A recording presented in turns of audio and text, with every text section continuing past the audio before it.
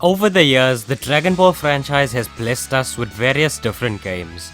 These games have become a huge part in the overall success of the franchise, whether it be in terms of fan enjoyment or financial success. Dragon Ball fans today are spoiled with the variety of games that we get. There's something for everyone nowadays. You got mobile games like Legends and Dokkan that you can access and enjoy at any time at the palm of your hand. Open world adventure style RPG action with Kakarot, high speed, more traditional 2D fighting with fighters, and what I consider to be the closest and most accurate to the anime style of gameplay with the Xenoverse series. But speaking of the Xenoverse series, there was a series before that was in the same boat with the accuracy and the anime comparisons. That's been talked about still to this day. That some of the more older fans in their 20s and 30s still revisit and look back upon so fondly. That series was the Budokai Tenkaichi series, and today I'm going to be taking a look at what made these games so special, so memorable, and so legendary. So let's begin.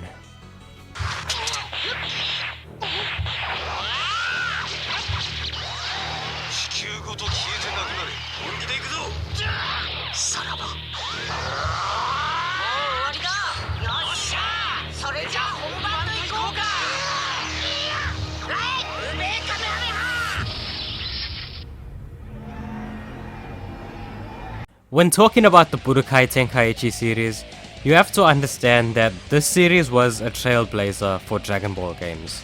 A 3D arena fighter, authentic to the anime in terms of combat, movements and environment, was every Dragon Ball fan's dream back then. It's easy for a younger fan now to look back at it and not be very impressed with it, but this series really helped define an entire generation of Dragon Ball fans. It started with the Budokai series first, and then in 2005 we got the first Dragon Ball Z Budokai Tenkaichi game, also known as Dragon Ball Z Sparking. This game here might be the most polarizing of the bunch because while people may remember it as the start of the iconic trilogy, it didn't necessarily hit the mark. To me, it just looked and it felt like a scrapped idea for the first Budokai game that was just revisited. But to its credit, it had the ideas and the ambition and the direction there, but the execution did not hit for lots of people. But we definitely had something there, and Budokai Tenkaichi 1 deserves its flowers for being where it all began and for laying the foundations for what was to come. And what came next definitely blew its predecessor out of the water. 2006's Dragon Ball Z Budokai Tenkaichi 2, also known as Sparking Neo, was a vast improvement from the first game. This game unfortunately suffers from middle child syndrome and it often gets forgotten, which is a huge shame. Not only did it level up in number, but it leveled up in just about every other aspect too. It took the vision of the first Tenkaichi game and perfected it. They stick the landing this time. And although its sequel may be the most popular of the bunch, there are a lot of folks who cite Tenkaichi 2 as their favorite. A large part of that is its story mode, which is considered to be the most detailed of the bunch. So it gets extra points for that. But how do you even top this game? I mean, look at the cover art. Amazing! I don't even think it was necessarily topped, but I definitely think that the next game was more than a worthy successor, and of course I am talking about the legendary and near mythical Dragon Ball Z Budokai Tenkaichi 3. The holy grail of Dragon Ball games, arguably the most iconic and well known of the bunch. We live in an age where some folks think it's cool to hate on popular things and something that can be so beloved that it sometimes becomes overrated. But no, respect the GOAT. This is where real beef was settled. When people say that, it's not a meme, it's not a joke. It was as real as can be. This game took the vision of the first Tenkaichi game and it took the perfection of Tenkaichi 2 and it made it even more perfect. One of, if not the biggest rosters ever in a Dragon Ball game. This game has all the important and even some of the not so important characters from Dragon Ball, Dragon Ball Z, the Dragon Ball Z movies, and Dragon Ball GT. From Yajirobe all the way to Super Saiyan 4 Gogeta, this game had just about everyone that you can imagine. And they all felt really fun and unique to play. I didn't bring up gameplay elements or game modes for the other games because I wanted to cover it here as a whole. Across these games there was just so much to do. All of these iconic characters and forms to choose from, and this was a time where Dragon Ball GT was still really popular and people actually liked it, as opposed to now where they either pretend to hate it or they haven't watched it. So it was really fun playing as Super Saiyan 4 Goku, Vegeta and Gogeta, and villains like Baby and Omega Shenron and even Oob. Some of these characters haven't even been in that many games, but they were all here. You could test yourself against a computer or play against another person and settle your beef, as I mentioned before. You had your training and tutorials to master the controls and your combos to get better. There were fun modes like World Tournament, Survival Mode, Battle 100 and simulators, and of course the story mode, which allows you to play through the complete story of Dragon Ball with its iconic fights and while unlocking new characters. The gameplay got better with each entry in the series.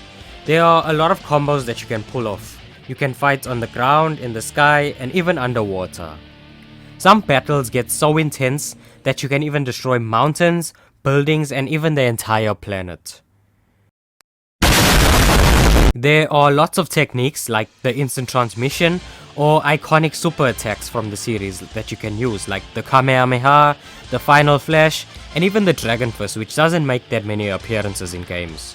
Rest in peace to all the controllers that we broke rattling the analog stick during clashes and beam struggles, by the way. Gone but not forgotten. Tenkaichi 1 might not age that well by today's standards, but if you go back and play 2 and 3, then you can still have fun and enjoy them. They aged really well and they deserve all the love they get. It was really the ultimate Dragon Ball experience. So where did the Tenkaichi series go after its iconic trilogy? We still got games like Burst Limits and Infinite World from the Budokai series, but where did this series go? Well, actually, we did sort of get a new Tenkaichi game after the trilogy. Dragon Ball Z Tenkaichi Tag Team came out for the PlayStation Portable in 2010. It may have had a smaller roster, but it definitely isn't lacking in content. There's still a story to play and quite a few game modes to enjoy. You have all the main players from Dragon Ball Z, including movie favorites like Gogeta and Broly. It's basically a portable version of Budokai Tenkaichi 3 that you can play on the go, with the special gimmick of there being 2-on-2 tag team battles in this game to slightly freshen things up.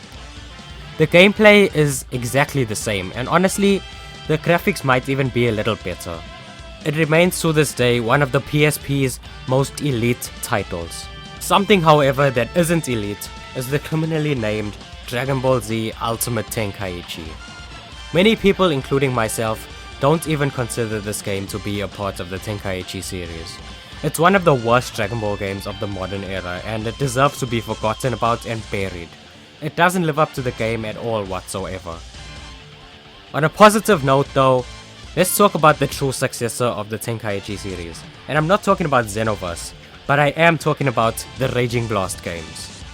Dragon Ball Raging Blast 1 and 2 honor the legacy of the Budokai Tenkaichi games, and while they aren't directly named as such, they basically are at their core Budokai Tenkaichi games. The gameplay and mechanics and everything really are all identical with very minor changes and some new mechanics. The Raging Blast games actually have better graphics and feel a bit more slick and smoother to play, honestly. They also deserve love, a lot of love.